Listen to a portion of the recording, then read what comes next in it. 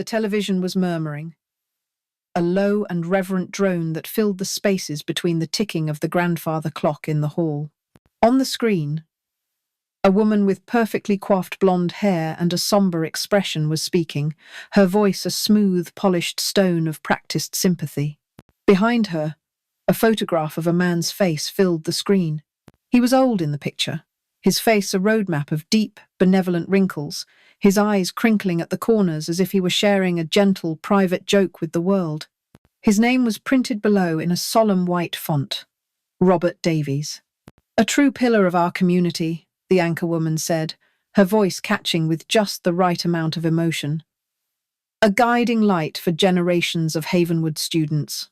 It is with a heavy heart that we report the passing of former Northwood High principal Robert Davies, who died peacefully in his sleep last night. He was 92. I sat in my armchair, the one with the floral pattern worn smooth over decades of use, and watched the tribute unfold. My hands, resting in my lap, were still. My teacup, long since grown cold on the polished mahogany side table, was untouched. The room around me was immaculate, a testament to a life of quiet order. Not a speck of dust on the mantelpiece, where a single silver-framed photograph of my late husband, Jacob, stood next to a small porcelain bird. The sunlight streamed through the clean panes of the bay window, illuminating the silent, well-tended space I had called home for nearly 60 years. It was all a portrait of serene old age, of a life lived peacefully. It was a lie. Tears began to well in my eyes, blurring the image of the sainted man on the screen. They were hot and slow, and when they spilled over, they traced paths through the fine, papery wrinkles on my cheeks. But I was not crying for the man Havenwood was mourning. The news anchor would go on to talk about the scholarships he had personally funded, the families he had helped through tough times, the unwavering moral compass that had made him a local legend. They would interview former students, now grey-haired themselves, who would speak of his fatherly wisdom and his firm but fair guidance. They would call him a hero. They would call him a saint. They wouldn't mention me. They wouldn't mention what he did, what he allowed to be done. My tears were not for him.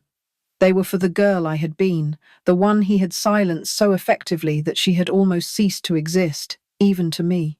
I was crying because a 60-year-old dam inside my chest, built of shame and silence and fear, had finally, blessedly, begun to crack. I was crying because the monster's keeper was dead. And now, at long last, I could begin. My movements were slow, deliberate, as if I were performing a long-rehearsed ritual. I pushed myself up from the armchair, my joints complaining with a familiar ache. The drone of the television faded into the background as I walked to the old secretary desk in the corner of the room. Its dark cherry wood gleamed, a surface I had polished every Saturday morning since Jacob passed. My fingers, gnarled with age but steady with purpose, curled around a small brass key that I kept in a ceramic dish meant for loose change. I unlocked the bottom drawer. It didn't hold old tax documents or sentimental cards. It held only one thing, a small leather-bound journal, its cover the colour of dried blood, the leather so soft it felt like skin. It was empty. I had bought it the day after Jacob's funeral 5 years ago, but I hadn't been ready then. The keeper was still alive. His shadow still stretched over this entire town, over my entire life. To speak then would have been useless. He would have denied it. The town would have believed him. They always believed him. I carried the journal back to my chair and sat, placing it carefully in my lap. It felt heavier than it should, weighted with the gravity of all the words it was waiting to hold. On the television, the tribute continued. A former mayor was speaking now, his jowls trembling with sorrow. Robert Davies was Havenwood, he declared. His legacy is in the very bricks and mortar of this town, in the character of its people. I thought of his legacy. A legacy of secrets, a legacy of ruin painted over with the bright, clean colours of public service. My gaze drifted to the photograph of Jacob. His smile in the picture was gentle, a little sad, the way I always remembered him. He was a good man, in his way, but he was a quiet man, and his silence had been a part of the architecture of my prison. He had helped lay the bricks, even if he had wept as he did it. With a soft sigh that seemed to release a breath I'd been holding since I was a girl, I opened the journal. The crisp, cream-coloured pages smelled faintly of vanilla and thyme. I picked up the fountain pen from the side tabler, heavy, elegant pen that felt solid in my hand. It was a gift, one of my many secrets. I uncapped it, the click echoing in the quiet room. The nib was fine and sharp. I paused, the tip hovering over the top of the first page. What does one write at the end of a 60-year war? Where does a story begin when its beginning was stolen from you? The answer came to me with a clarity that was as sharp as the pen's nib. It begins here. It begins now. My hand, which had trembled with the force of my unshed tears just moments before, was now perfectly steady. I pressed the pen to the paper, the scratch of metal on fibre, the only sound besides the distant hagiographic murmur of the television. I didn't write a name. I didn't write a confession. I wrote the date. Today's date. The day my jailer died. The first day of my freedom. The first day of the truth. The ink was a stark, definitive black against the pale page. It was a mark of existence, a promise, a weapon. The news anchor's voice faded completely, replaced by a flood of memories I had kept locked away, images and sensations I had learned to bury, under layers of domestic routine and quiet endurance. But now they were rising to the surface, demanding to be seen, to be heard. The air in the room seemed to thin, the present receding as the past rushed in, vivid and suffocating. I could almost smell the chalk dust and floor polish of the hallways of Northwood High. I could almost feel the weight of their eyes on me. Not just his eyes. All of them. They say every story has a beginning. Mine began in the hallowed halls of that school, under the watchful gaze of the man they were now calling a saint. It began with 3 shadows that fell over my life, long and dark and inescapable. No, that isn't quite right. It didn't begin with the shadows. It began with the man who held the lamp, the one who taught them where to stand. It began with Principal Davies' smile. That smile. It was the first and last thing you saw when you met Principal Davies. It was a shield and a welcome mat all in one. It was plastered on posters in the hallways, next to phrases like integrity and honour. It beamed at you from the stage during morning assemblies. It was a fixture of the town, as permanent and unquestionable as the statue of the town's founder in the central square. And it was the beginning of my end. I close my eyes, and the scent of the old leather from my journal melts away, replaced by something else. Chalk dust. The sharp, mineral tang of it was always in the air at Northwood High. That, and the smell of floor polish, and the faint, sweet odour of teenage anxiety. The ticking of the clock in my hall fades, and in its place, I hear the distant, rhythmic squeak of sneakers on a polished gymnasium floor, the murmur of voices from 100 classrooms, the clanging of a locker door. I am 15 again. I am hopeful, and I am in danger. It didn't start like a storm, with thunder and lightning. It began like a change in the air, a subtle drop in pressure that only the most sensitive barometer could register. It began in Mr. Finch's history class. Alistair Finch was not like the other teachers. The others taught subjects. He taught ideas. He moved at the front of the classroom, with the easy grace of an actor on a stage. His voice a mesmerizing instrument that could rise to a passionate crescendo when describing a battle and fall to an intimate whisper when revealing a king's secret. He made the past feel present, personal, and profoundly important. We weren't memorizing dates and names. We were bearing witness to the grand, tragic drama of humanity. All the other students were enthralled, but he made me feel as though he was speaking only to me. He had a way of looking at you, his gaze sharp and intelligent, that made you feel as though he was seeing directly into your mind. His dark hair fell across his forehead in a perpetually boyish way that contradicted the seriousness of his eyes. He would pose a question to the class about the true motivations behind a treaty or the unspoken cultural costs of an empire, and his eyes would scan the room, passing over the eagerly raised hands of the popular girls and the jocks, and land on me. I sat near the back, a quiet girl with her head usually bent over a book. "Emma," he'd say, his voice cutting through the classroom hum, "what does your silence say? I imagine you have a thought on this." The first time, a blush of hot shame flooded my face. All eyes turned to me. I mumbled something incoherent, but he didn't move on. He waited patiently, a small, encouraging smile on his face. "Take your time," he said softly. "The best thoughts are rarely the quickest." And so I tried. I offered a hesitant idea, something I'd read, and he seized upon it. He didn't just agree. He amplified it, polished it, held it up to the class, like a rare jewel. "Do you all see?" he'd say. "That's the kind of critical thinking that changes the world. Not just knowing what happened, but understanding why." Excellent, Emma. Truly excellent. It was intoxicating. It was a potent drug for a quiet girl who felt largely invisible. After class, while others rushed out into the noisy hallway, he would ask me to stay for a moment. He'd lean against his desk, crossing his arms, creating a pocket of quiet intimacy in the empty room. "You see the patterns, don't you, Emma?" he told me once, his voice low. "Most people your age, they see history as a collection of facts. You see it as a story, a web of consequences. It's a rare quality." He made me feel set apart, brilliant.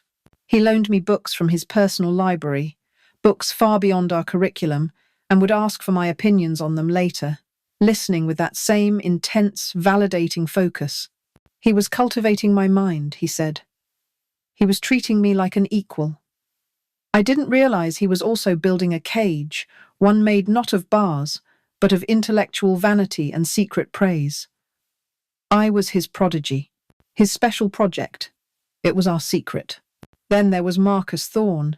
If Mr. Finch was the mind, Mr. Thorne was the soul. He taught literature, and he looked the part, with his dark, brooding eyes, his perpetually rumpled tweed jacket, and the way he ran his hands through his messy hair, as if tormented by the beauty of a line of poetry. His classroom was a sanctuary of emotion. He spoke of novels as if they were confessions, of poems as if they were prayers. His attention was different from Mr. Finch's. It was quieter, more secretive. He never singled me out in class. Instead, his communication came in whispers, in things left behind. I'd find a book on my desk after school, a volume of Walt Whitman or Emily Dickinson that we hadn't been assigned. Tucked inside would be a slip of paper, not with a note, but with a single underlined passage. "The untold want by life and land ne'er granted. Now, voyager, sail thou forth to seek and find." I would puzzle over them for hours. They felt like clues to a mystery, a conversation held in the margins of the world's greatest literature. One afternoon, I was in the library, the only student there besides him. He was shelving books, his movements slow and deliberate. He didn't look at me, but I could feel his awareness of me across the cavernous, silent room. "Some souls feel things more deeply than others, Emma," he said, his back still to me. His voice was soft, but it carried perfectly in the stillness. "It can be a burden, to see the world without its skin, to feel its raw, beating heart. It makes one lonely." I didn't know what to say, so I said nothing. I just clutched my book tighter. But there is a beauty in that loneliness, he continued, finally turning. His eyes were dark and filled with a profound theatrical sadness. It means you are one of the few who are truly awake. He gave me a small, pained smile and then disappeared back into the stacks. He never touched me. He never said anything improper. But he was forging a bond of a different kind. He made me believe we were kindred spirits, two lonely, sensitive souls in a world of unfeeling clods. Mr. Finch made me feel smart. Mr. Thorne made me feel understood. It was our secret. The third shadow belonged to Coach Bill O'Malley. He was nothing like the other two. He was a creature of the physical world, a thick, muscular man with a booming voice that echoed across the football field and a face that was always reddish, either from exertion or anger. He was all solid force and loud declarations. Where Finch was sharp and Thorne was soft, O'Malley was blunt. I was not athletic. I dreaded gym class, the humiliation of fumbling a basketball or failing to climb the rope. I tried to make myself small, to disappear into the crowd of shouting, running girls. But Coach O'Malley noticed me. His brand of attention was not subtle. It was loud, public, and always laced with a strange edge. "Clarke!" he'd bellow across the gymnasium. "Get your head in the game. You've got more strength in you than that." He started insisting I stay after for extra help. The gym would be vast and empty, the sounds of our movements echoing unnervingly. He'd stand close, too close, his arm brushing mine as he corrected my form for a free throw. The smell of his sweat, of the harsh soap he used, was overpowering. "You're not like these other girls, Clarke," he said once, his voice a low rumble that was more unsettling than his usual yelling. He was spotting me as I struggled with a sit-up, his hands on my ankles. "They're flimsy. You've got substance, a fighter's spirit, buried in there somewhere." His praise was always about my body, my physical being. He'd comment on my endurance, my stamina, in a way that felt less like an athletic assessment and more like an appraisal. He would clap me on the shoulder, a gesture that was meant to be encouraging but felt heavy, proprietary. He made me feel intensely aware of my own body, of my vulnerability. He was the physical threat, the unspoken violence that gave the other two men's psychological games a sharp and terrifying edge. His attention was also our secret, a secret of a different kind, one kept not out of a sense of specialness, but out of a cold, creeping fear. I existed in a state of profound confusion. 3 men, 3 pillars of the school, all focused on me. I rationalized it, of course. I told myself I was lucky. Mr. Finch was my mentor. Mr. Thorne was my friend, and Coach O'Malley was just trying to build my character. To think anything else seemed impossible, arrogant, insane. Why would they? I was nobody special. I was just a quiet girl. The unease, the feeling of being watched, the discomfort that was my fault. I was being silly. I was misinterpreting things. But then there were moments when the illusion would shatter. A glance shared between Mr. Finch and Mr. Thorne over my head in the hallway. A brief, almost imperceptible nod from Coach O'Malley to Mr. Finch as I walked past the athletic office. Small things, tiny cracks in the facade, but they were enough to let a sliver of horrifying truth shine through. This wasn't a coincidence. It was coordinated. The weight of their combined attention became suffocating. It was a constant pressure, a low hum of anxiety beneath the surface of my every school day. I started feeling like a specimen under 3 different microscopes. I felt their eyes on me, in the cafeteria, in the library, walking home. The secrets were no longer thrilling. They were heavy, ugly stones in my pocket, dragging me down. I was trapped, and the walls of the trap were the very halls of the school that was supposed to keep me safe. I knew I had to tell someone. But who? My parents would never believe it. They'd say I was being dramatic, or worse, that I had brought it on myself. My friends wouldn't understand. There was only one person, the one person whose authority was absolute, whose integrity was unquestionable. The man whose smile promised safety and order. The man whose photograph was now on my television screen, being mourned as a saint. I had to go to Principal Davies. That was my only hope. I didn't know then that I was a mouse, running from the cats, straight into the arms of the farmer who owned them. The decision to walk to his office was like deciding to step off a cliff, hoping someone would be at the bottom to catch you. It took me 3 days to build up the courage, 3 days of replaying every knowing glance, every whispered comment, every overly familiar touch in my mind, until they formed a chorus of dread that I could no longer ignore. On the 3rd day, during the lunch hour, I found my feet carrying me down the main administrative hallway. It was quieter here than in the rest of the school. The floors were carpeted, absorbing the sound of my own frantic heartbeat. The walls were lined with portraits of past principals, their painted eyes seeming to follow my progress.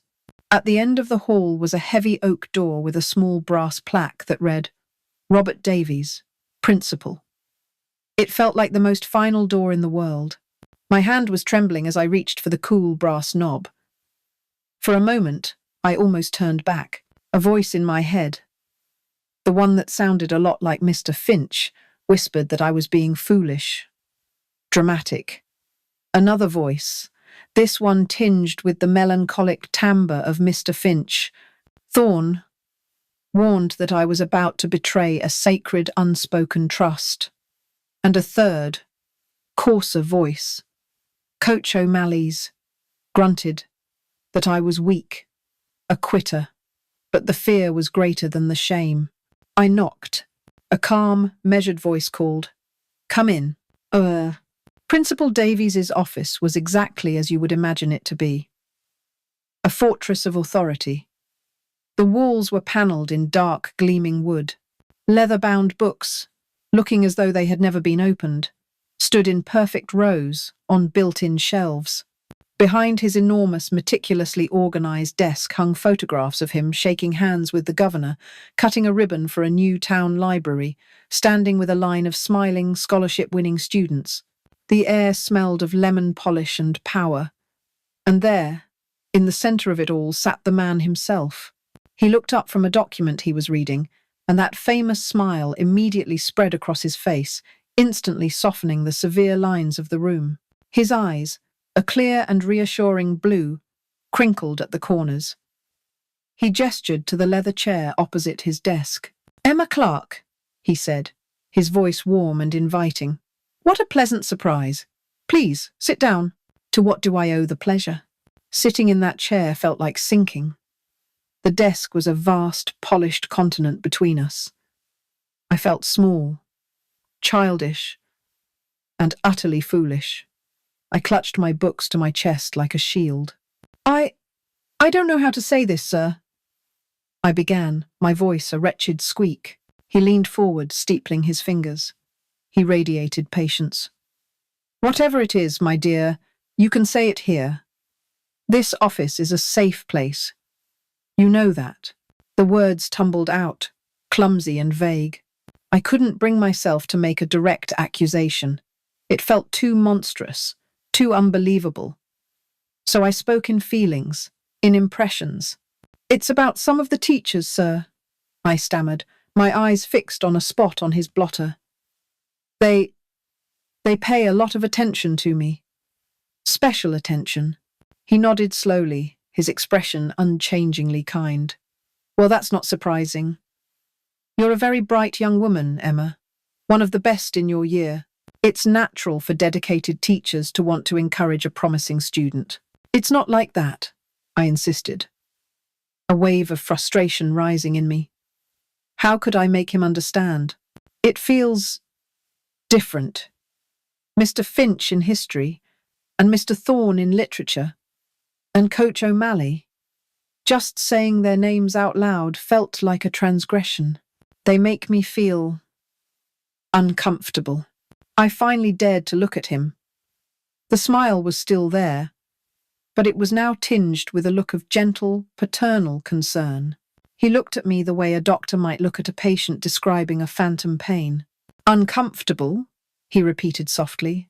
In what way? I don't know, I whispered, shame washing over me again.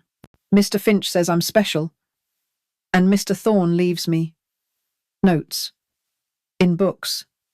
And Coach O'Malley, he stands too close. It sounded pathetic. It sounded like the ramblings of a hysterical girl.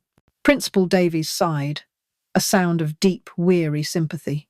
He picked up a pen from his desk, turning it over and over in his fingers. Emma, he began, his voice dropping to a confidential tone. Let me tell you something about these men. Alistair Finch is one of the most brilliant educators I have ever had the privilege of working with.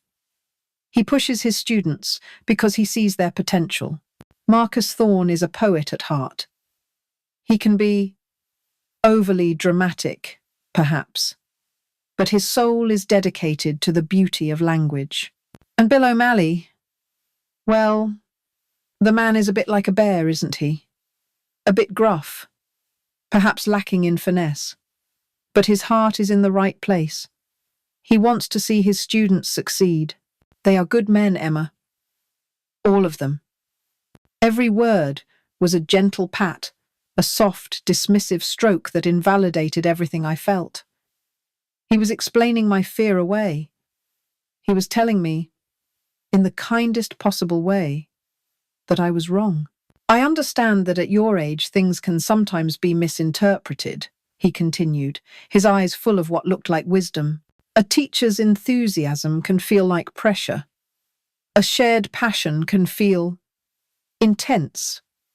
You are becoming a young woman, and that can be a confusing time. A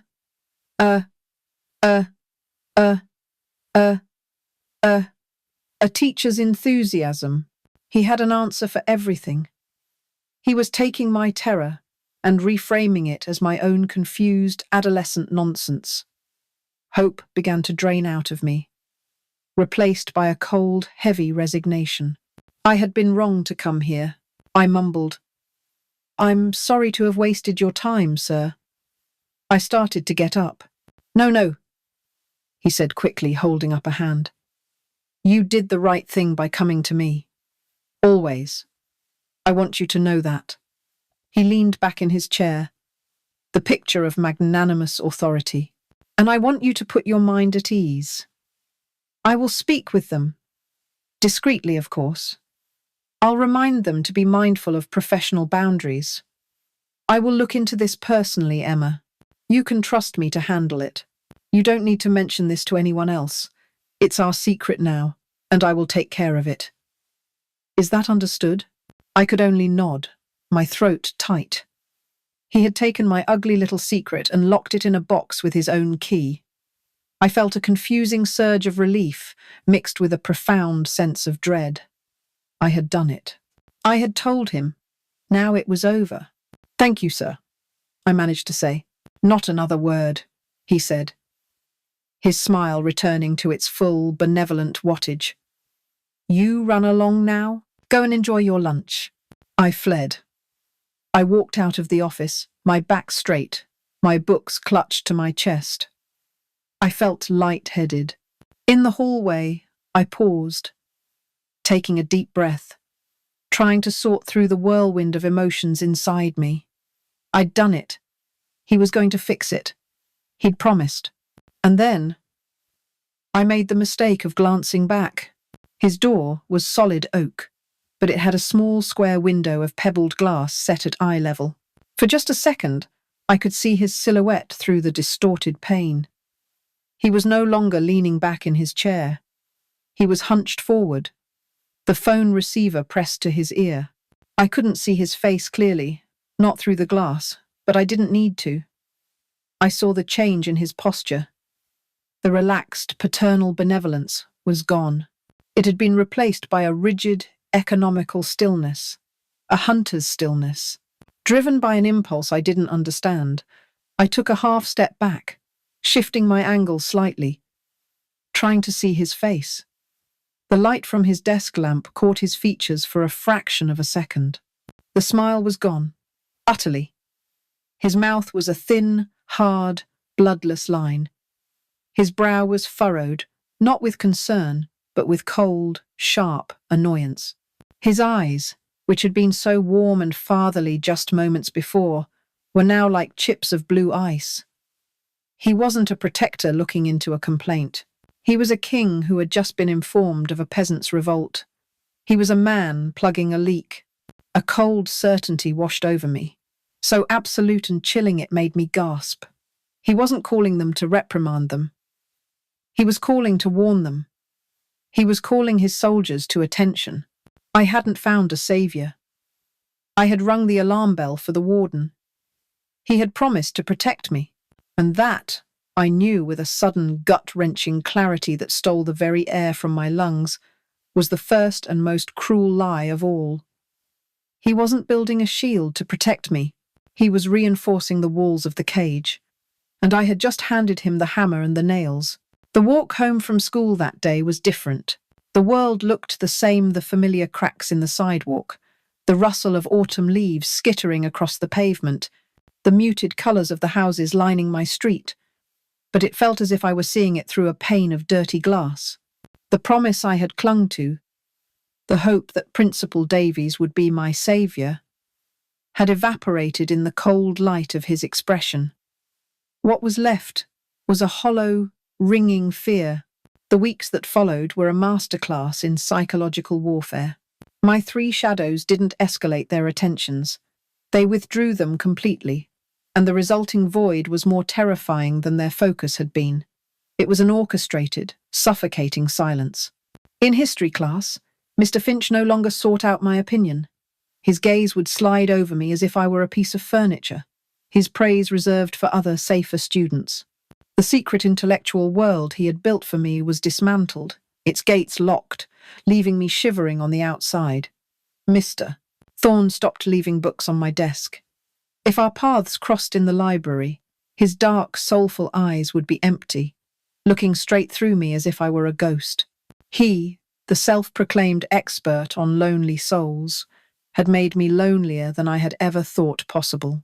Even Coach O'Malley, a man I had thought incapable of subtlety, played his part. He no longer bellowed my name across the gym. He no longer stood too close. During exercises, he would walk past me without a word, his indifference a more profound statement of power than his intimidation had ever been. Principal Davies had handled it. He had shown them my disloyalty, and this was my punishment. They had isolated me, turning me into a pariah in a prison of their own design. My classmates, sensing the shift in the currents of teacherly favour, began to drift away too. I was an outcast, though no one but me and the four men who had orchestrated it knew why. I ate my lunch alone. I walked the halls with my eyes fixed on the floor. The silence was their leash, and it was wrapped tightly around my neck. Then the sickness began. At first, it was just a queasiness in the morning, a sour taste in my mouth that I couldn't wash away. I told my mother. I had a nervous stomach, a common enough complaint for a teenage girl. She gave me bland toast and weak tea and told me not to worry so much about my grades. But the sickness didn't go away. It grew worse. It was a churning, relentless nausea that would rise at the smell of bacon frying in the morning or the thick, starchy air of the school cafeteria. I started hiding it, slipping away to the girls' restroom between classes to retch into a toilet, my body trembling with a weakness that felt bone deep. My body, the same one Coach O'Malley had appraised, and Mr. Finch had ignored, and Mr. Thorne had romanticised from afar, was betraying me in a new and terrifying way. It was holding a secret that my mind was not yet ready to acknowledge. I was tired. So deeply tired that climbing the stairs to my bedroom felt like scaling a mountain. I would lie on my bed, the world tilting sickeningly, and press my hands to my stomach, willing the roiling sea inside me to be still. My mother was the first to truly see it. She was a quiet woman, with worried eyes and hands that were never still, always dusting or mending or kneading dough. She moved through our small house like a gentle, anxious spirit. She didn't see the world in grand ideas like my father did. She saw it in details. She noticed the food I was merely pushing around on my plate at dinner. She noticed the new, dark circles under my eyes. She noticed how my favorite skirt had suddenly become too tight at the waist. The moment of discovery was not loud. There was no screaming, no dramatic confrontation. It happened on a Saturday afternoon.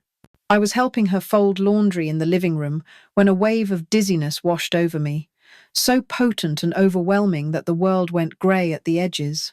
I dropped the stack of towels I was holding and swayed, my hand flying out to grip the back of a chair. My mother stopped her folding. She just stood there, looking at me. Her perpetually worried expression slowly dissolved, replaced by something else. It was a look of dawning, clarifying horror. Her eyes travelled from my pale, clammy face down to my stomach, where I had instinctively placed my other hand. In that silent, awful moment, she knew. I saw the knowledge land in her eyes like a physical blow. She didn't say a word. She slowly sank down onto the sofa, her hands falling limp in her lap, a half-folded pillowcase slipping to the floor. Her face, which had always been so animated with small anxieties, became a still, blank mask. She looked at me, but her eyes were seeing something else, a future of pointing fingers, of whispered gossip at the grocery store, of shame so profound it would poison the very air we breathed. She had become catatonic with disgrace. When my father came home, the silence in the house was so thick it was like a fog. He took one look at my mother's frozen face and my own tear-stained one, and his jovial, after-work demeanour vanished. "What is it?" he demanded, his voice sharp. "What's happened?" My mother couldn't speak. It was I who had to say the words. A single, choked whisper. "I'm pregnant." My father was a man who believed in order. He believed in a good reputation, in a firm handshake, in looking your neighbours in the eye. My whispered confession didn't just break his heart. It shattered his entire view of the world, of his family, of himself. The initial shock on his face quickly hardened into a cold, furious anger. But it wasn't directed at whoever had done this to me. He never even asked. It was directed at the problem itself. At the stain. He began to pace the small living room, his steps heavy and frantic. "How could you?" he asked, not looking at me, but at the walls, at the ceiling, as if seeking an answer from the house itself. "How could you do this to us? To your mother? Do you have any idea what this means?" He didn't see me, his trembling 15-year-old daughter. He saw a scandal. He saw the end of his comfortable, respected life in this small town. He saw disgrace. "We have to do something," he muttered, running a hand through his hair. "She can't stay here. I'll send you to my sister's in Ohio." "Yes. You'll go there. Have the baby, and we'll give it up. No one here ever has to know. We can say you were sick, that you needed a different climate." He was talking about me as if I weren't in the room. He was a general, planning the logistics of a retreat, a damage control operation. My mother remained on the sofa, a statue of sorrow, tears silently streaming down her face. She didn't defend me. She didn't ask me if I was okay. She had already been lost to the shame. That night, listening to my father's angry, muffled voice through the wall as he spoke to my mother, I finally understood. In our house, my pregnancy wasn't a medical condition. It wasn't a consequence of something that had been done to me. It was a moral failing. It was a stain I had brought upon them. A spot of black ink on the clean, white fabric of our family's good name. And a stain, as my father made brutally clear, was not something to be understood or healed. It was something to be removed, bleached, hidden away before it could set and ruin everything forever. I lay in my bed, the sickness churning in my gut, and I was more alone than I had ever been in my life. I was a problem to be solved, a secret to be buried, and I was trapped, waiting for them to decide where the grave would be. My father's plan to send me to Ohio hung in the air of our house for 3 days, a toxic cloud that poisoned every room. My mother drifted through the hallways like a wraith, her eyes red-rimmed and vacant. My father sat in his armchair, staring at the wall, the newspaper lying unread in his lap. I was confined to my room, a ghost in my own home, the source of a shame so profound it had silenced my entire family. I was waiting for my sentence to be carried out. On the 3rd evening, the doorbell rang.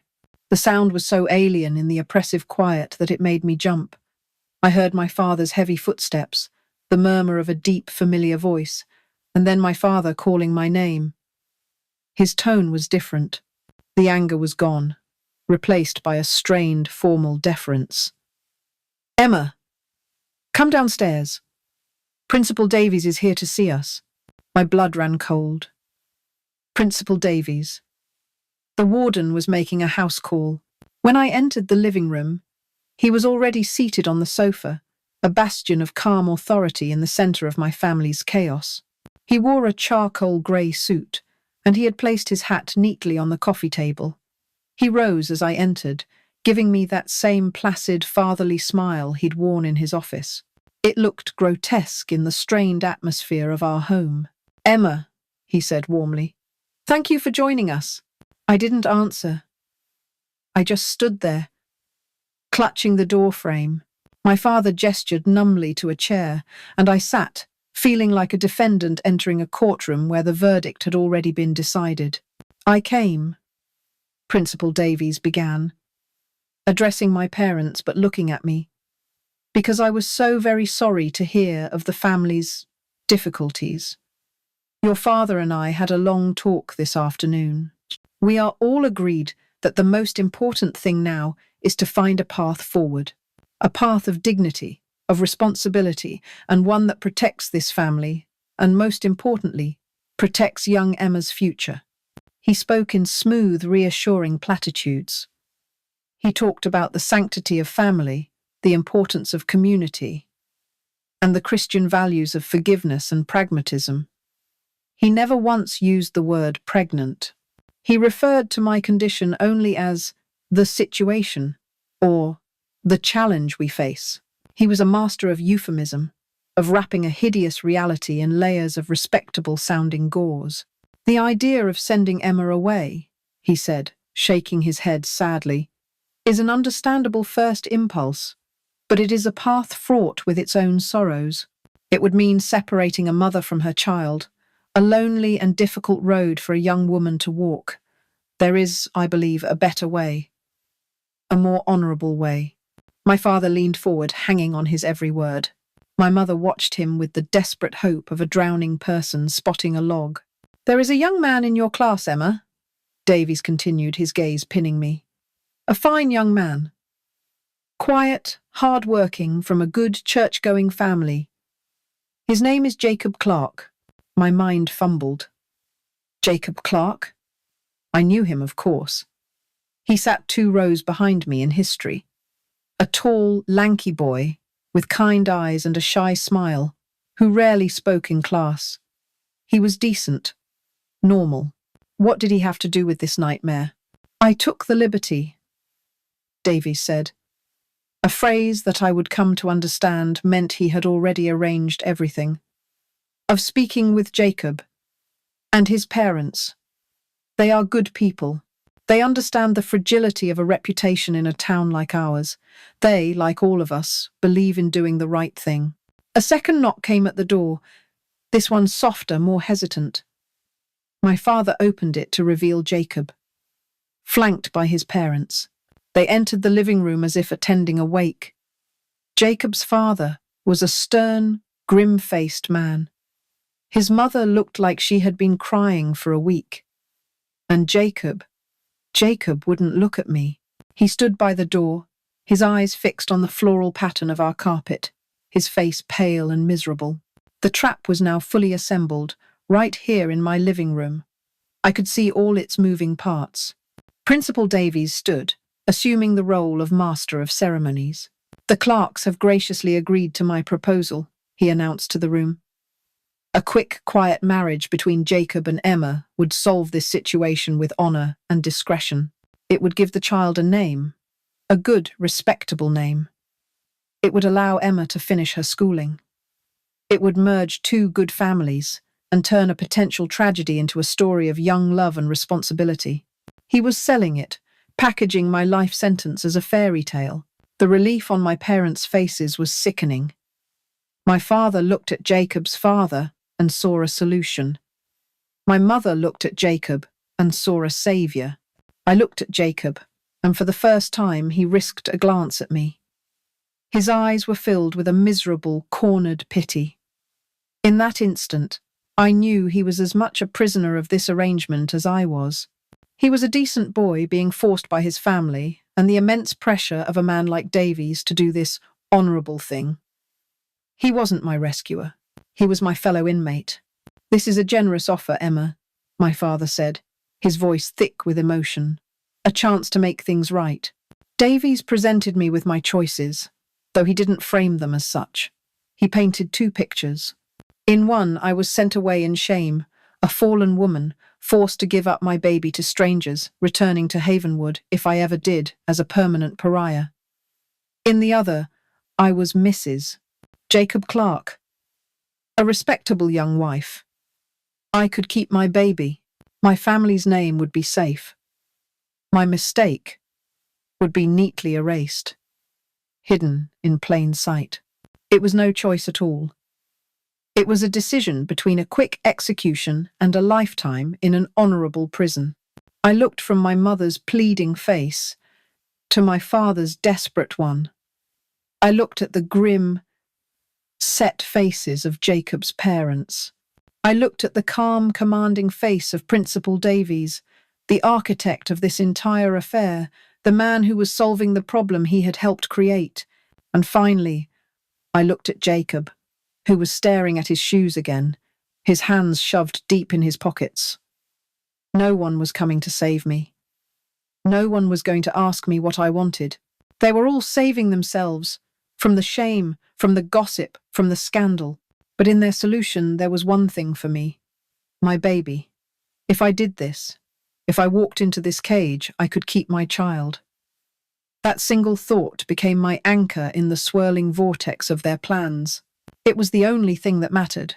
"All right," I whispered. The words felt like stones in my throat. "I'll do it." A collective sigh of relief filled the room.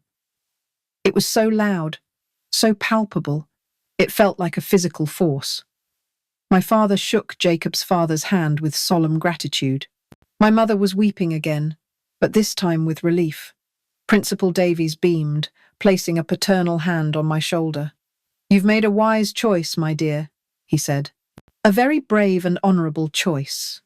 Oh, the cage door had swung shut. The lock had clicked into place. I was to be married in 2 weeks. I looked across the room at Jacob, my future husband, the boy whose name my child would carry. He was a stranger, and he was my keeper.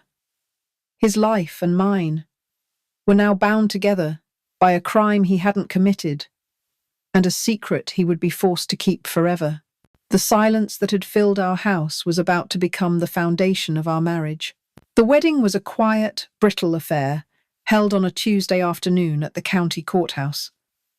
The air in the wood-panelled room was stale with the ghosts of 1,000 other hasty arrangements. My dress was a simple, pale blue one my mother had bought, a colour meant to signify innocence I no longer possessed. Jacob wore a suit that seemed too big for his lanky frame. Our only guests were our parents, their faces grim and strained, witnesses to a transaction, not a celebration. When the justice of the peace told Jacob he could kiss the bride, there was a moment of excruciating hesitation before he leaned in and brushed his lips against my cheek. A touch as brief and cold as a snowflake. The camera my father held captured the moment. 2 teenagers standing side by side, looking like survivors of a wreck. not partners embarking on a new life. The photograph was a perfect portrait of our lie, right from its very first moment.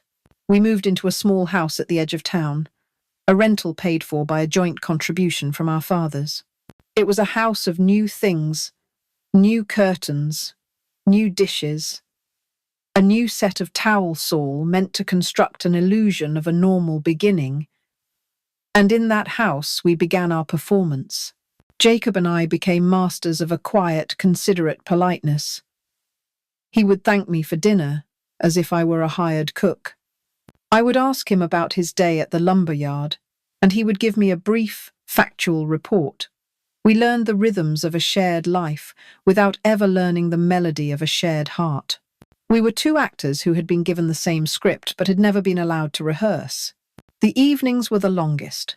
He would sit in his armchair reading the newspaper, the rustle of the pages the only sound in the room.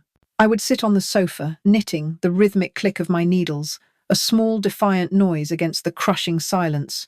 The space between our chairs was a chasm, a canyon carved by the words we could never, ever speak. The names Finch, Thorne, O'Malley, and Davies were banished from our home. The entire subject of Northwood High was a toxic landmine we navigated with silent, mutual consent. If a well-meaning neighbour mentioned one of them in passing at the grocery store, a sudden cold tension would grip Jacob, and he would find a reason to end the conversation, his face pale and tight. Our bed was the loneliest place in the world. We lay side by side in the dark, separated by a gulf wider than the few inches of mattress between us. His breathing would even out into the slow, steady rhythm of sleep, while I would lie awake for hours, staring at the ceiling, a prisoner of the dark, listening to the ghosts of the past whisper in my ear. He was a kind man. He never raised his voice. He always fixed what was broken in the house. He was a good provider, but he was a stranger. And in the deepest, most honest part of my heart, I think I resented his kindness more than I would have resented cruelty. Cruelty would have been honest. His kindness was just another part of the performance. A constant, gentle reminder of the cowardice that bound us together. Then, in the spring, Lily was born. The moment they placed her in my arms, a tiny, squirming thing with a tuft of dark hair, something inside me shifted. A fierce, primal wave of love washed through me, so potent it was painful. It was a love that cleansed, that burned away everything else. Looking at her perfect, innocent face, I knew I had made the right choice. This was why I had walked into the prison. For her, she was the one true thing in my life of lies. Jacob was a wonderful father. When he held Lily, the miserable tension in his shoulders would ease. He would smile, a genuine, unguarded smile, cooing at her and rocking her gently. He changed her diapers. He walked the floor with her when she cried at night. He built her a beautiful wooden cradle with his own hands. He loved her. I never doubted that. But even with Lily, the ghost was always there. It sat between us at the dinner table, an invisible guest at every meal. As she grew, her cheerful, childish chatter filled the silence, but it never dispelled it. The ghost was in the way Jacob would sometimes look at her when he thought I wasn't watching, a look of profound love mingled with an impossibly deep sorrow, the sorrow of a man living a second-hand life, raising a child born of a crime he could never acknowledge. The ghost was there in my own heart, a cold knot of fear every time I looked at Lily's eyes or the shape of her smile, searching for traces of the men who had created her. The years spooled out, one quiet, orderly day after another. Lily grew from a baby into a toddler, then a girl, then a bright, confident young woman. Jacob and I grew older. His lanky frame filled out. My hair, then his, began to show threads of grey. We attended parent-teacher conferences. We applauded at her school plays. We helped her with her homework. We were, To the outside world, the Clarks. A quiet, respectable family. We were a success story, proof of Principal Davies's wisdom. We had a family. We had a home. We had everything but the truth. Jacob and I were partners in a 60-year-long lie, the co-curators of a museum of silence. He was a good man trapped in a coward's promise, and I was a victim playing the part of a wife. The performance was exhausting. It was the work of every minute of every day. But for Lily's sake, we never missed a line. We lived and breathed our roles until, for everyone else, the performance became the reality. But not for us. We knew. Every night when the lights went out, we were left alone in the dark with the ghost of what had happened. The silent, screaming truth that was the only real thing between us. Jacob passed away in the autumn, the same season our life together had begun. The house fell into a new kind of silence after he was gone. For 60 years, the silence had been a shared thing, a heavy blanket we both held a corner of. Now, it was mine alone. The ghost at the table was gone, and in its place was just an empty chair. The performance was over. There was no one left to perform for. For 5 years, I lived in this new quiet. I tended my garden. I spoke to Lily on the phone every Sunday. I read books. I existed. But the silence was different. It was no longer an active, oppressive force. It was just an emptiness. And in that emptiness, the things I had kept buried for a lifetime began to stir. One rainy Tuesday afternoon, I went to the closet in the spare room, the room that had once been Lily's. Behind a stack of old blankets, tucked away in the corner, was a small wooden chest. It was made of cedar, and it still smelled faintly of the forest. I had bought it at a second-hand store decades ago. Jacob had never asked what was inside. He knew not to. I carried it into the living room and set it on the coffee table. The key was small and brass, the same one I'd used to unlock my journal, and it was kept in the same ceramic dish. My hands were steady as I fitted it into the lock and turned. The click was soft, but in the quiet house, it sounded as loud as a gunshot. I lifted the lid. It was not a box of memories. It was a museum of pain. Inside, nestled on a bed of faded velvet, lay my collection of relics. Not letters, not photographs, but a small, curated collection of seemingly random objects. Each one a piece of my story. Each one a shackle. I reached in, my fingers brushing past the others to pick up the first exhibit. It was a corsage, or what was left of one. The flower, once a pristine white orchid, was now a shriveled brown claw. The ribbon was faded, the pin rusted. I held it in my palm, and the sterile quiet of my living room dissolved into the echoing clamour of the gymnasium, festooned with crepe paper streamers and filled with the scent of teenage perfume and nervous sweat. The autumn ball. I hadn't wanted to go. The idea of the forced jollity, of being asked to dance, was terrifying. I had planned on feigning a headache, but Mr. Finch, who was a chaperone that year, had found me in the library that afternoon. He'd expressed his disappointment. "A mind like yours shouldn't hide from the world, Emma," he'd said. His voice a low, confidential murmur. "You need to observe these rituals, from a distance perhaps, like an anthropologist." That night he found me standing alone by the punch bowl. He smiled, a charming conspiratorial smile. "See? An anthropologist in her natural habitat." Then he produced a small, clear box from his jacket pocket. Inside was the white orchid. "I felt you should have one," he said, his eyes gleaming. "Even if you're above the childish sentiment of it all." Before I could protest, he took it out and pinned it to my dress. His fingers, warm and dry, deliberately brushed against my skin, a touch that was both fleeting and searing. It was an act of public claiming, disguised as a kindness. For the rest of the night, he kept me near him, drawing me into conversations with other teachers, introducing me as his star pupil, effectively creating an invisible fence around me. I was his. The dried, dead flower in my hand was the proof. I placed the corsage carefully back on the velvet and picked up the next item.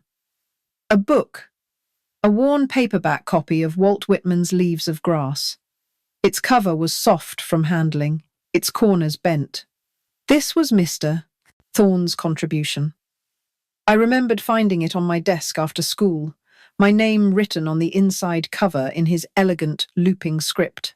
There was no note, just a single, faint pencil line under a passage in Song of Myself. I am the mate and companion of people, all just as immortal and fathomless as myself. They do not know how immortal, but I know. I had read the line 100 times, sitting in my bedroom, my heart thudding with a confused mixture of flattery and violation. It was his way. He never spoke directly, but he sent these literary arrows into my soul. The book was not a gift. It was an invasion. He was telling me that he saw me, that he knew my innermost self, my loneliness, my unworthiness. He was creating a secret world of shared understanding, a world where only he and I existed, a world built on his words and my silence.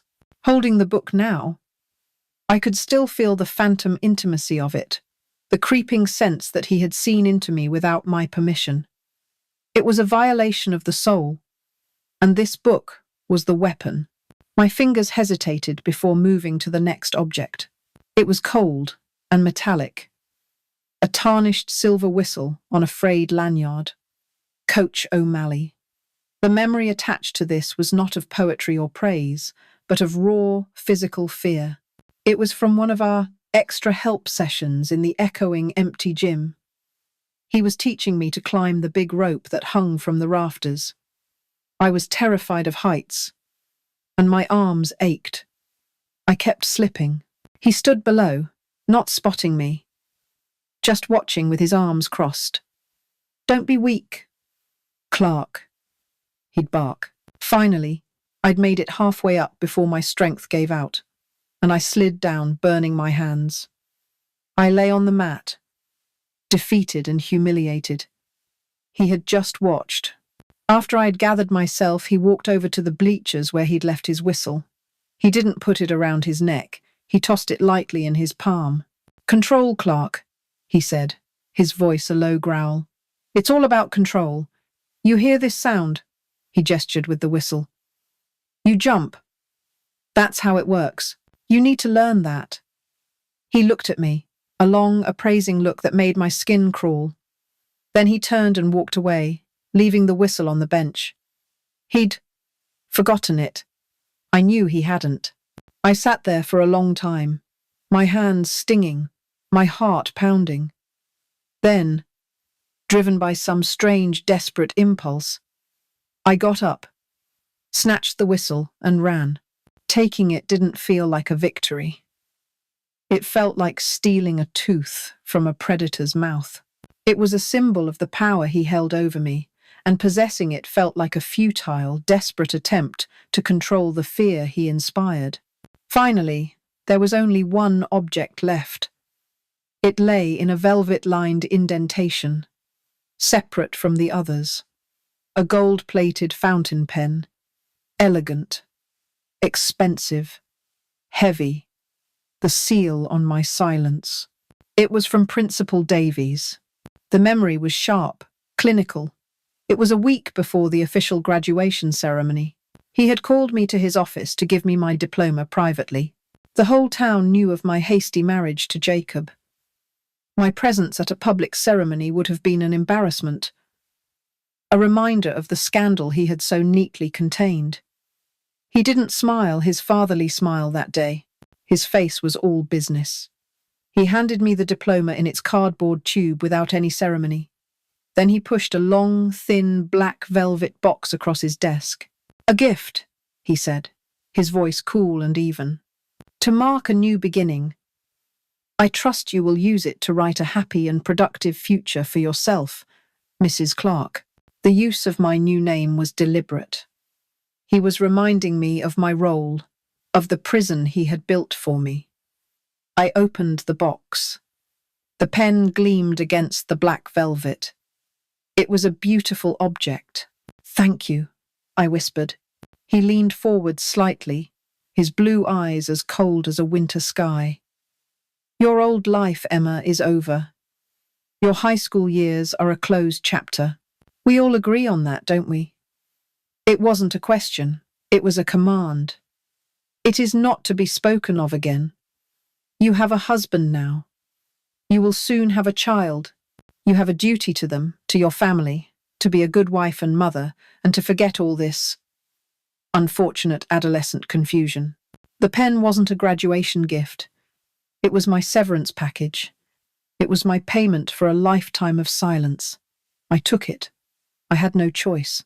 I sat there in my living room, 60 years later, the heavy gold pen in my hand, the corsage, the book, the whistle, the pen, my museum, my evidence. Not the kind that would ever stand up in a court of law, but the kind that had kept the truth alive inside me, a tiny, flickering flame in the crushing darkness. For decades, they had been symbols of my defeat. Holding the pen now, feeling its cold, solid weight, I felt something new begin to stir alongside the old pain. A hard, patient resolve. The performance was over. The silence was mine to do with as I wished. And I was beginning to realize that a pen could be used to write more than just a life of quiet lies. It could also be used to write the truth. For many years after I locked my museum of pain away, life continued its quiet, relentless march. The 4 men who had shaped my life grew older, their power and influence in Havenwood only deepening. They became institutions. Finch, with his still charming smile and silvered hair, became a celebrated local historian, his name on a plaque at the new library. Mr.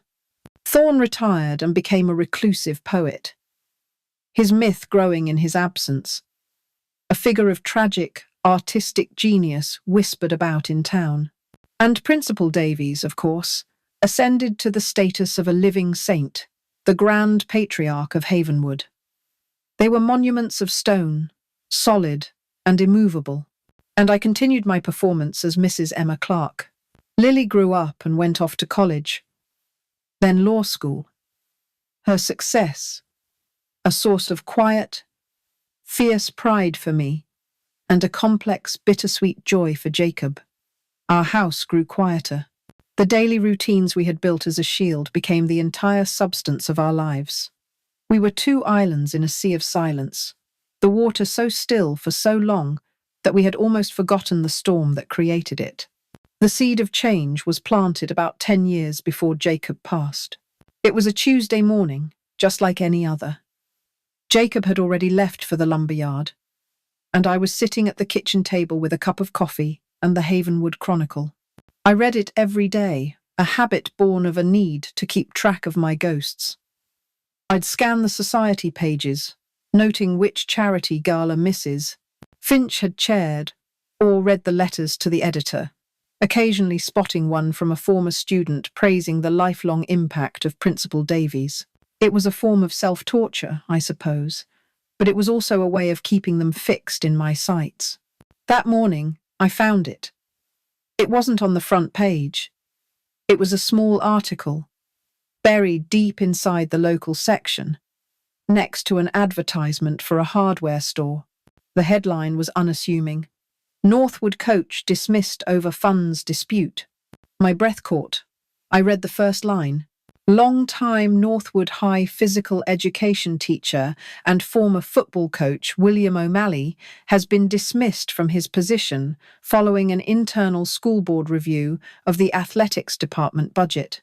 My eyes scanned the short column of text, my heart beginning to beat a little faster. The language was careful, sanitized. Words like discrepancies, misappropriated funds, and breach of trust. It detailed how a few $1,000s, money raised by the booster club for new football uniforms, had vanished. It had been siphoned off over the course of a year, in small, grubby increments. It was a crime of immense pettiness. There was no mention of a police investigation, only that he had been fired and had quietly paid the money back. It was a scandal, but a small, pathetic one, handled with the town's customary discretion to avoid any real ugliness. I put the paper down, my hands trembling slightly.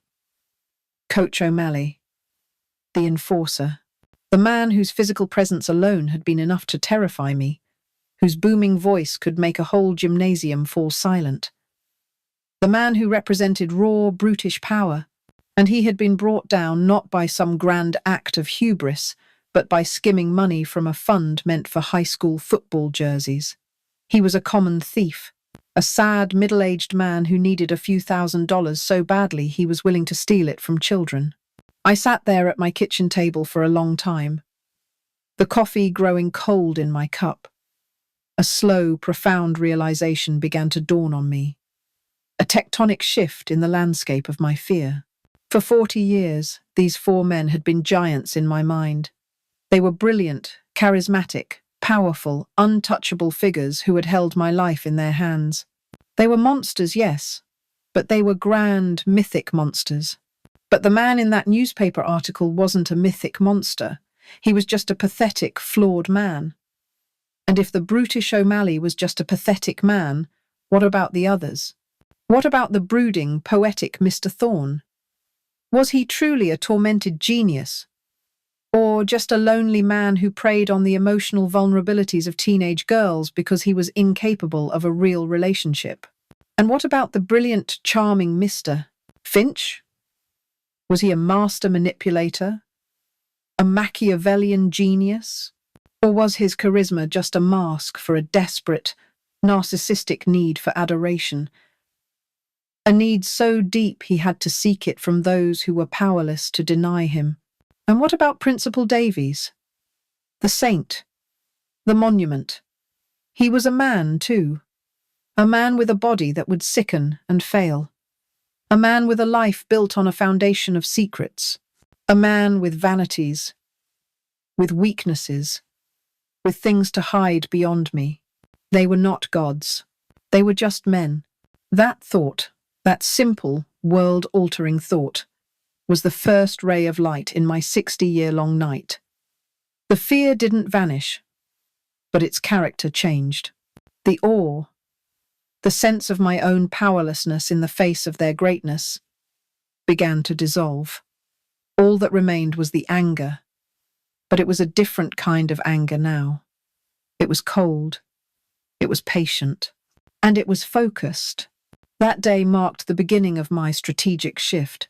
I was no longer a victim passively enduring her fate. I became a hunter, a quiet, patient hunter, content to wait in the shadows. My daily reading of the newspaper became more than a habit. It became research. I started a new journal, not the empty leather, bound one, but a simple spiral notebook I kept hidden with my box of relics. I began to collect data. I made notes on the charities the Finches supported, noting Alistair's love for the spotlight at every fundraising dinner. I clipped out articles where Principal Davies was quoted, studying his carefully constructed public persona, his obsession with the concepts of legacy and integrity. I listened, truly listened, to the ambient chatter of the town. At the hairdresser, at the checkout line in the grocery store, I learned which bank Thorne used, which of Davies' grandchildren was having trouble in school, which stocks Finch was rumoured to have invested in. I became an expert on their lives, their families, their routines, their vanities. I learned of Mrs. Finch's social ambitions and her husband's pride in his perfect family. I learned of Thorne's solitary, almost hermit-like existence, his only tether to the world being his published poems in obscure literary journals. I learned of Davies's immense pride in his daughter, a prominent doctor on the West Coast, and his constant public declarations of his family's unimpeachable moral character. I was gathering ammunition, piece by tiny piece, without any clear idea of how I would use it. Jacob, I think, noticed a change in me, a new stillness, a new focus. He saw me reading the paper with an intensity he hadn't seen before, but he never asked. The silence between us was too old, too sacred to be broken. He just watched me sometimes, a question in his kind, sad eyes that he would never allow himself to ask. The seed that was planted by Bill O'Malley's pathetic little crime grew slowly and silently in the dark. For years I tended it, nourished it with scraps of information, waiting. I knew my time had not yet come. The monuments were still standing, but I had seen the first stone falter, and I knew with a certainty that settled deep in my bones that even the grandest monuments, given enough time and the right kind of pressure, could be brought down to dust. I just had to wait for the storm.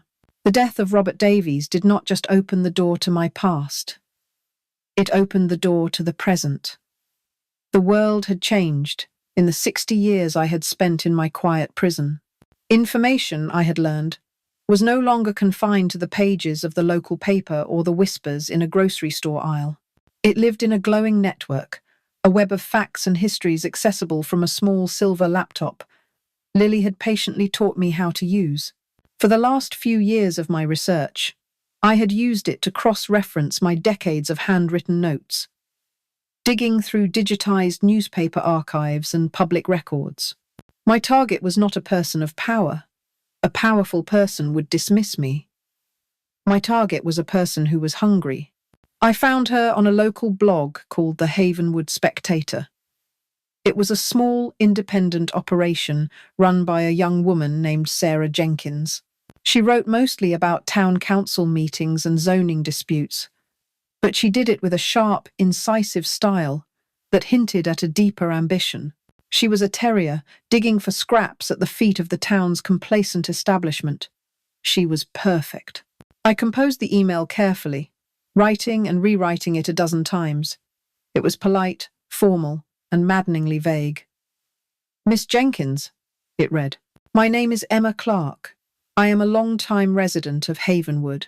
I possess information pertaining to the historical record of the late Robert Davies, which I believe is a matter of public interest and journalistic integrity.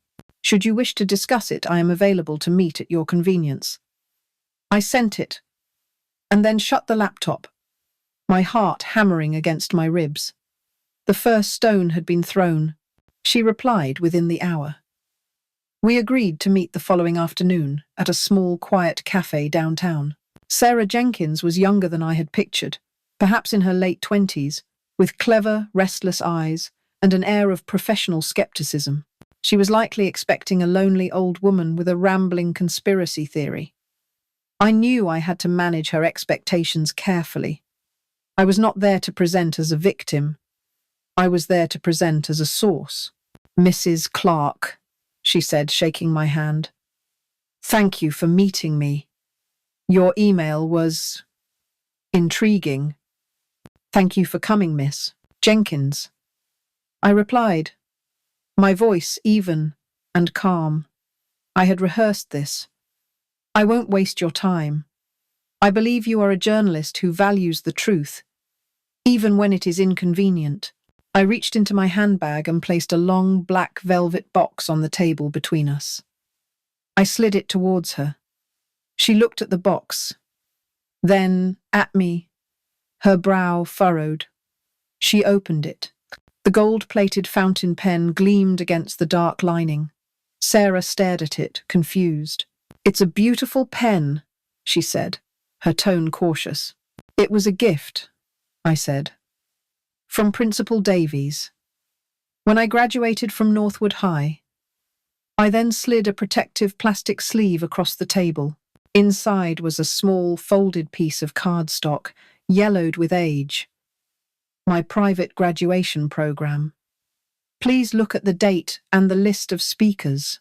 She carefully removed the program, her journalist's instincts making her treat it like evidence.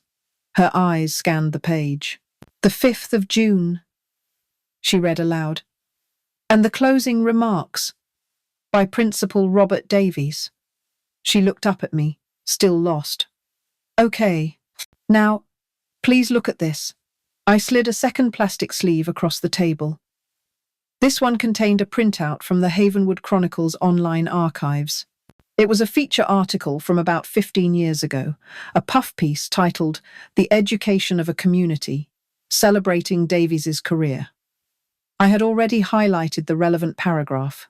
Sarah read it aloud, her voice slow and thoughtful.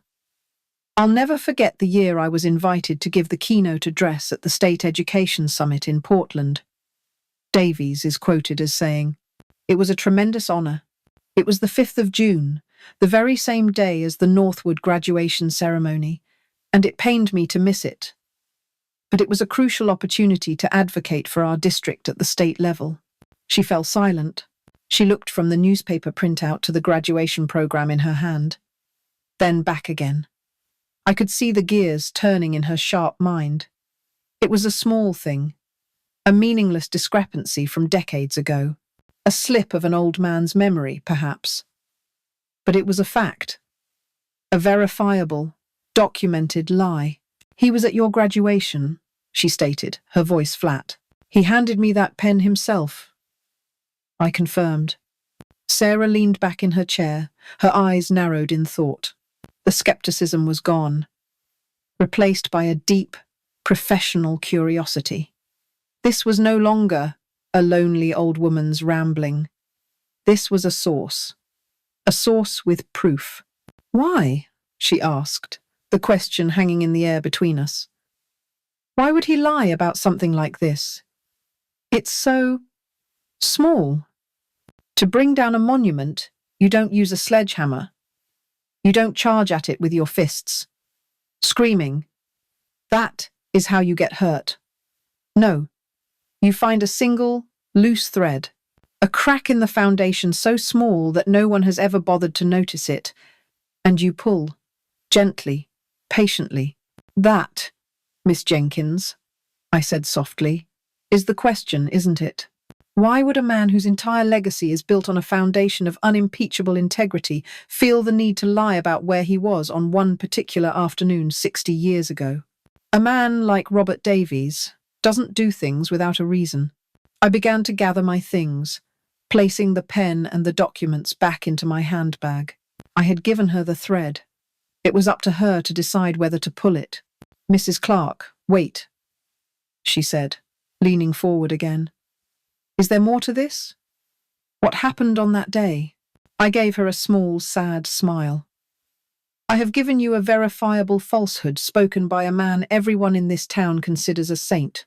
As a journalist, you must agree that is, at the very least, a story worth investigating. What you find, I imagine, will depend on how hard you look." I stood up. "Thank you for your time." I walked out of the cafe and into the afternoon sun. My back straight, my steps measured. I did not look back. I knew I didn't have to. I had planted the seed of doubt in fertile ground. Sarah Jenkins was a good journalist. A lie, no matter how small, was like a siren's song to her.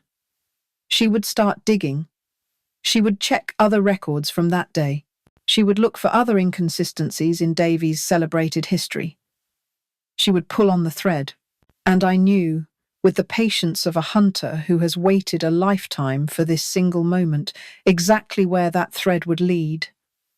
It would lead to the other lies. And eventually, it would lead back to me. The first wheel of the reckoning was finally, after 60 long years, in motion. The first article appeared on the Havenwood Spectator blog a week after our meeting. It was titled, "A Crack in the Monument: Unanswered Questions in the Davies Legacy." It was a masterpiece of careful, understated journalism. Sarah laid out the facts, simply. The public statement from Robert Davies about being in Portland, and the physical evidence of the graduation program, showing he was in Havenwood on the same day. She didn't speculate or accuse. She just asked the question, Why the discrepancy? It caused a small ripple in the town. A few angry comments appeared on the blog, defending Davies' honour, accusing Sarah of muckraking, of disrespecting the dead. But the question, once asked, lingered in the air. It was a dissonant note in the town's hymn of praise. That was all Sarah needed. The initial backlash gave her the justification to dig deeper. 2 weeks later, the second article appeared. This one was more explosive. The Saint and His Secrets. Financial records reveal decades of unexplained payments. No, working from public tax filings for Davies' charitable Foundationa fund meant for student scholarships, Sarah had uncovered a series of regular payments made over 20 years to a consulting company. A little more digging revealed the company was a shell, registered to none other than Alistair Finch's wife. The payments were listed as educational consulting fees. They were substantial. They had started the year after I graduated. It wasn't proof of a crime, but it was deeply suspicious. It looked, for all the world, like a payoff. This time, the reaction was different. The town's easy dismissal curdled into an uneasy murmur. People began to talk. The phone started ringing at the immaculate home of the retired Alistair Finch. The quiet, poetic seclusion of Marcus Thorne was, I imagined, disturbed. The monument had another, larger crack, and people were beginning to see that it wasn't just weathering, it was rot. The public pressure was building. The ground was prepared. It was time to bring in my daughter. I called Lily that evening. Her voice was full of the energy of her life in the city, the life I had always wanted for her, free from the suffocating quiet of Havenwood. "Hi, Mom. Everything okay?" "Everything is fine, dear," I said, my voice perfectly calm. "I was just hoping you might come home for the weekend. There's something I'd like to discuss with you." "Of course," she said, without hesitation. "I can drive down Friday after work. Is it about the house?" "No, dear. It's about the truth." She arrived on Friday evening, bringing a gust of city air into the still, quiet house. We had dinner, and I listened to her talk about a big case her firm was handling, her face animated and intelligent. I watched her, my heart aching with a love so fierce it was almost unbearable. I was about to detonate a bomb in the center of her world, and I dreaded it more than anything I had ever done. But it had to be done. After we had cleared the dishes, I asked her to sit with me in the living room. I didn't ease into it. I had been silent for 60 years. I would not be coy now. "Lily," I began, my hands folded in my lap. "What I am about to tell you will be difficult to hear. I need you to listen, not just as my daughter, but as the lawyer you are, as a seeker of facts." And then I told her. I told her about being 15 years old in the halls of Northwood High. I told her about the charismatic Mr. Finch and his intellectual grooming. I told her about the brooding Mr. Thorne and his books of poetry. I told her about the brutish Coach O'Malley and his hands on my back in the empty gymnasium. I laid it all out with the calm, factual precision of a witness giving a statement, my voice never breaking. Lily's reaction was a slow-motion collapse.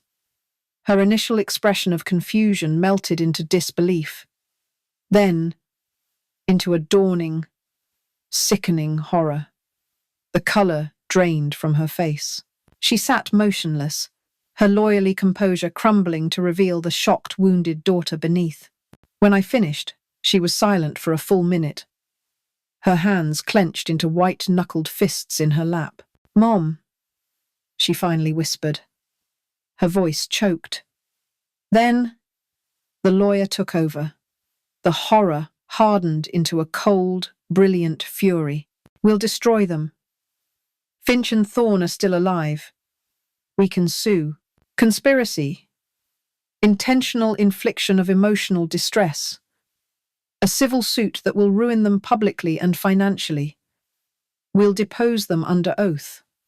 We'll get their records. We can make them pay.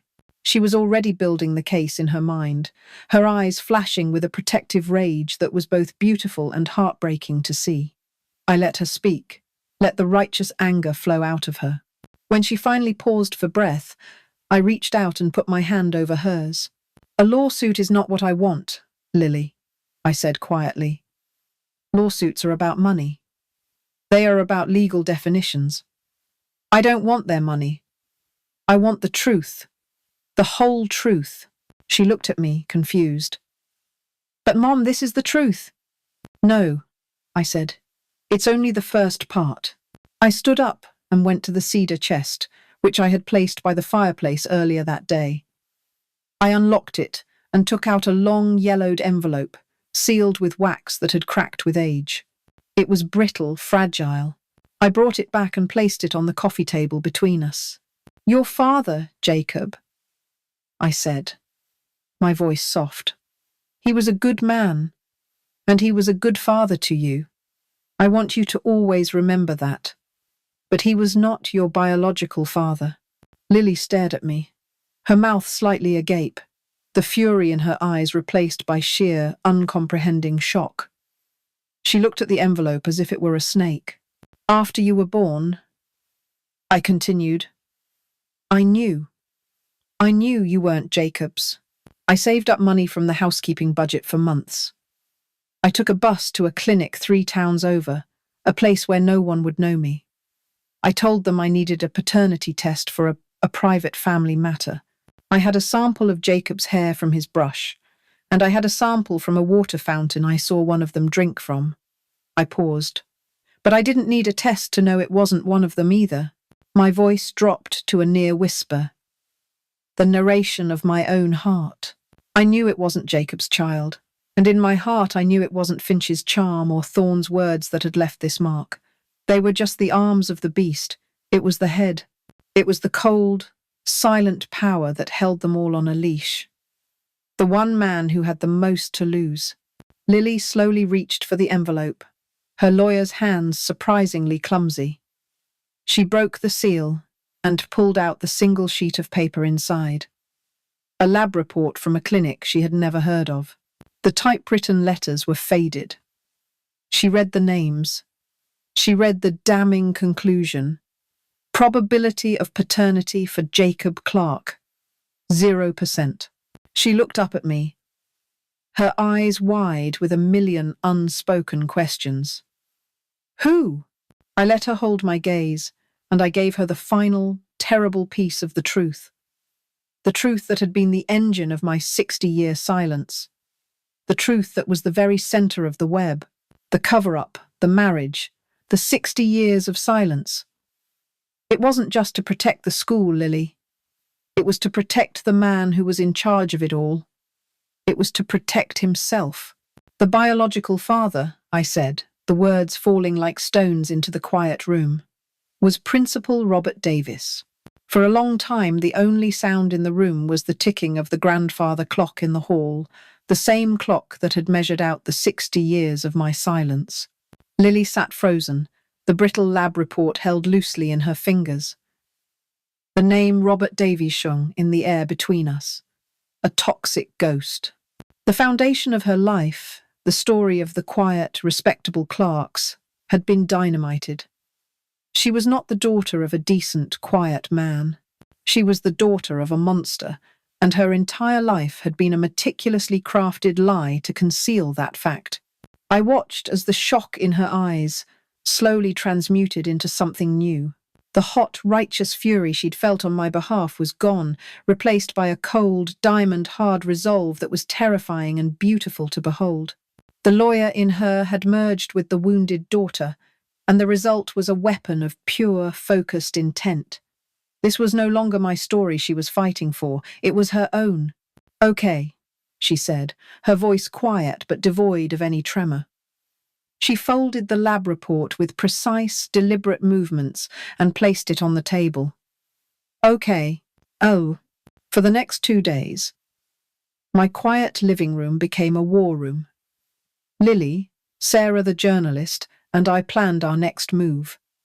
Lily was the strategist, her legal mind mapping out the confrontation. Sarah was the witness, her role to document, to ensure there was a public record of what was about to happen. My role was done. I had provided the ammunition. Lily would be the one to fire the shot. I would not go with them. I could not bear to see his face again. My battle was won the moment I told Lily the truth. This final skirmish was for her. Their target was Alistair Finch. Thorne was a recluse, and O'Malley had faded into disgraced obscurity years ago. But Finch was still a public figure, a man who clung to his reputation like a life raft. He was the linchpin. Lily and Sarah drove to his house on a Sunday afternoon. It was, Lily told me later, exactly the kind of house you'd expect. A stately colonial, on the best street in town, with a perfectly manicured lawn and a library visible through the front window. A fortress of respectability. Finch himself answered the door. He was old, of course, well into his 80s, and frail, leaning on a polished wooden cane, but the arrogance was still there. A sour, curdled version of the charisma he had once wielded so effectively. "Yes?" he asked, his voice thin but imperious. "Mr. Finch," Lily began, her voice level and cold. "My name is Lily Clarke. This is Sarah Jenkins from the Havenwood Spectator. We need to speak with you about Robert Davies." He tried to shut the door. "I have nothing to say to you people. This harassment is—" "I am the daughter of Emma Clarke," Lily said, her words stopping him cold. "And I have here a certified lab report confirming that Robert Davies, not Jacob Clarke, was my biological father. A fact that makes you part of a 60-year conspiracy to conceal rape. We have the financial records of his payments to your wife. Sarah is recording this conversation. I suggest you let us in." Defeated, he stepped back and allowed them into his immaculate library. He sank into a leather armchair, the very picture of a wronged intellectual, while Lily and Sarah stood before him like prosecutors. He denied everything. He called them liars. He called my mother a confused, hysterical woman. He blustered and threatened, his old charm failing him completely, leaving only the pathetic, ugly sputtering of a cornered old man. "This is slander," he rasped, gripping the head of his cane. "Get out of my house before I call the police. You have nothing. Just the ravings of a bitter woman." He was starting to rise from his chair, his face flushed with a mixture of fear and rage. It was at that exact moment, Lily said, that the doorbell rang. The chime was a clear, melodic sound that cut through the toxic atmosphere in the room. Annoyed, Finch hobbled to the door and pulled it open. Standing on the porch was an old man with a deeply lined face and sad, tired eyes. He was stooped with age, wearing a simple work coat. It was Daniel Clarke, Jacob's younger brother. "My brother-in-law." Finch stared at him, confused. "Daniel? What in God's name are you doing here?" Daniel looked past Finch, his weary eyes landing on Lily. "I heard what was happening," he said, his voice raspy with age. "The articles, the talk around town. I couldn't let it rest. Not anymore." He stepped into the house, bringing with him the scent of sawdust and cold air. Finch's expression shifted to one of relief. "Daniel, thank God. These women are making the most outrageous accusations." "They're not accusations, Alistair," Daniel said, cutting him off. He looked at Finch, and for the first time, I imagine Finch saw 60 years of held-in contempt in his eyes. "They're the truth." The room fell silent. "My brother, Jacob," Daniel began, his voice growing stronger, "was a good man, but he was a coward. He carried a weight his entire life that broke his back, long before he died. The night before he passed, the cancer had taken almost everything. But his mind was clear. He made me sit with him, and he made me write." "We?" Daniel's gaze was fixed on Lily now. "He told me everything. He told me about the rumors at school when he was a boy. He knew. They all knew what you men were doing. He told me about the night Principal Davies came to his house with his father and laid out the honourable solution. How they pressured him, how they told him it was his duty. He said he saw your mother's face, saw the trap, and he was too scared to say no, too scared of Davies, too scared of his own father, too scared of the shame. He told me his whole marriage was an act of penance. Daniel's voice cracked with emotion. That he loved you, Lily, like his own blood, but that every time he looked at you, he was reminded of his own cowardice, of the day he failed to be a decent man. He said he owed your mother a truth he was too afraid to speak while he was alive.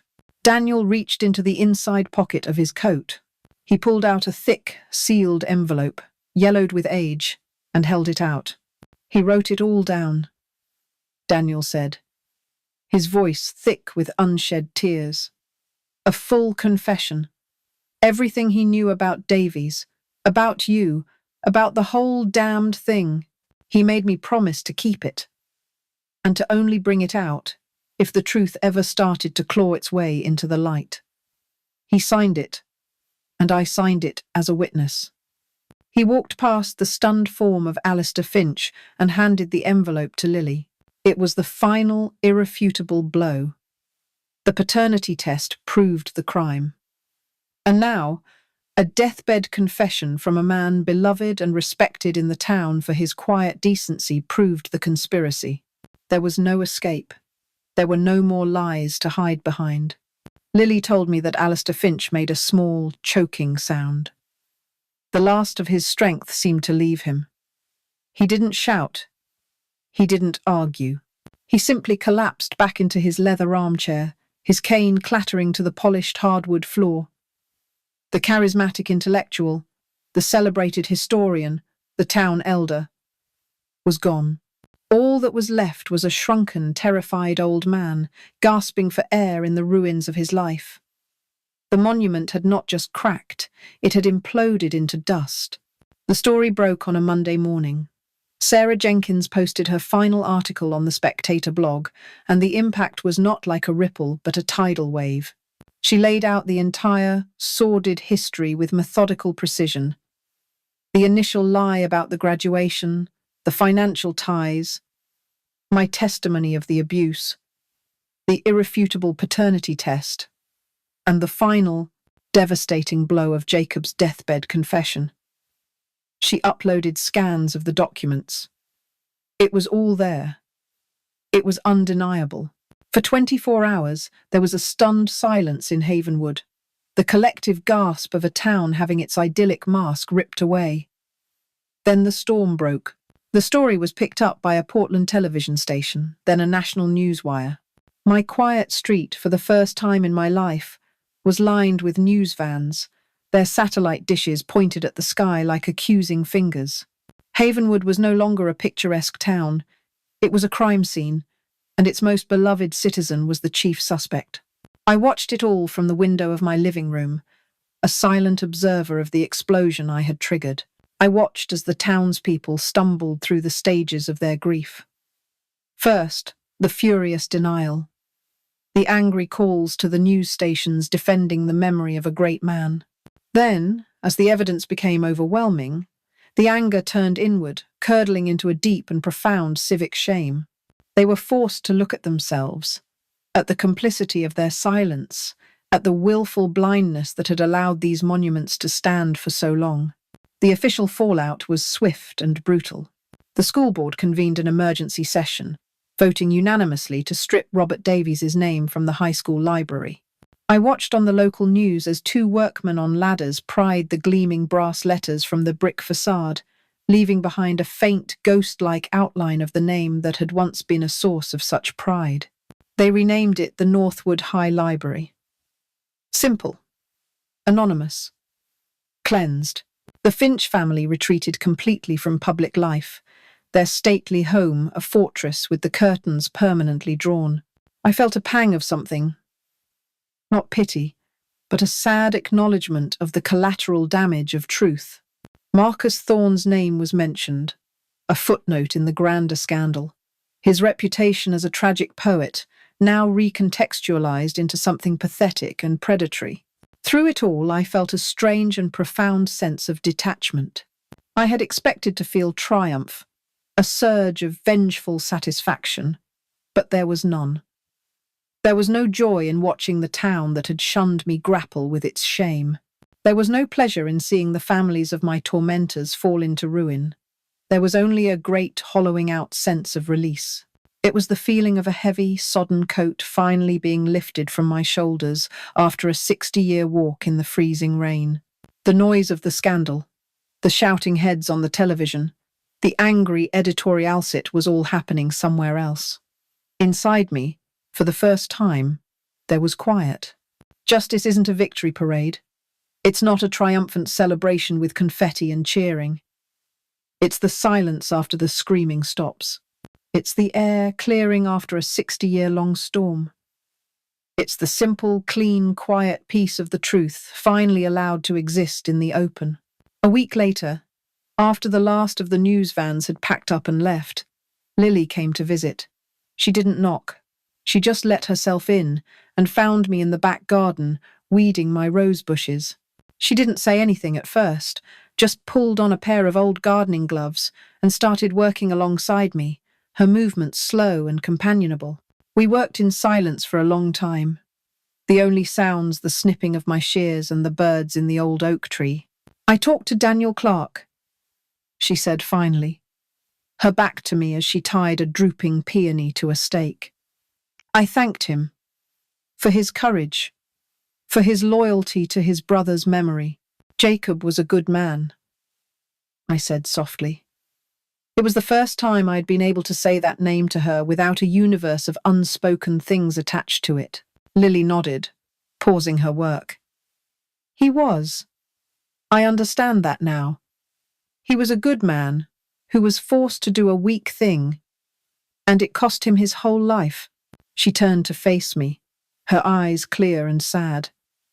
"He loved me, didn't he? More than anything," I said, my voice thick with a sudden rush of emotion. "You were the best part of his life, Lily. You were his redemption." Tears welled in her eyes, but she smiled, a real watery smile. "And I am the daughter of a monster. But I am also the daughter of Emma Clarke. I think I'm beginning to understand what that means." We stood there in the afternoon sun, in the garden I had so carefully tended, a sanctuary I had built for myself. And for the first time we were not a mother and a daughter bound by a secret. We were just two women, standing in the truth, the ashes of the past settling around our feet. There was no more performance, no more lies, no more ghosts. The story was finally, truly, over. And we had survived it. The world, I have found, has a remarkable capacity for healing, or at least for scarring over. Weeks turned into a season. The story of Havenwood's shame faded from the national news, replaced by newer, fresher scandals. The town itself began to breathe again. A tentative, quieter breath. The raw wound of the truth was no longer open and bleeding. It was becoming a part of the town's history, a somber, cautionary tale to be whispered to future generations. I no longer felt the need to monitor the world from my window. The ghosts had been given their names, their crimes had been aired in the light, and they had lost their power over me. The cedar chest in the spare room closet now held only a collection of sad, inert objects, their venom drawn, their power neutralized. They were no longer a museum of pain, just a box of old things. My garden had become my sanctuary. It always had been, in a way. It was the one piece of the world where I had been the sole architect, where my will and my work determined the outcome. I had spent 60 years tending it, pulling weeds, nurturing roots, waiting for blooms. It knew the truth of patience. On a bright, warm afternoon, Lily was with me. She had driven down from the city, not for a crisis, but just for a visit. We were on our knees in the soft, dark earth, a row of small, hopeful seedlings between us. The air smelled of soil and sun-warmed lavender. "What about this spot?" she asked, pointing with her trowel to a patch of empty earth near the old stone wall. "It gets good morning sun. Maybe for the delphiniums." She held up a colourful seed packet, her face free from the stress and shock that had haunted it for weeks, now relaxed and thoughtful. "The soil is a bit clay-heavy there," I said, crumbling a bit of earth between my fingers. "We'd have to work in some compost. But yes, they would be beautiful." We weren't talking about the past. We weren't talking about ruined legacies or shocking truths. We were talking about flowers. We were talking about what would grow here next season. We were talking about the future. It was the most normal, most precious conversation I could have ever imagined. I took a small seedling from the tray, its roots a delicate tangled web, and placed it gently into the hole I had dug. As I patted the dark soil around its base, my final thoughts on the matter arranged themselves, not with anger or sorrow, but with the quiet clarity of a story that has finally found its proper ending. They took my youth, but they couldn't take my life. They wrote my story for me. So I waited. I waited until I was strong enough to pick up the pen and write the final chapter myself. It was never about revenge. Revenge is a fire that consumes you along with your enemies. This was about something quieter and far more powerful. It was about reclaiming the truth. It was about taking back the narrative of my own life. And in the silence of my garden, I can finally hear it grow. Lily smiled at me, a genuine, easy smile that reached her eyes. I smiled back. And for the first time in my adult life, the smile was not a performance. It was not a shield. It was not a mask.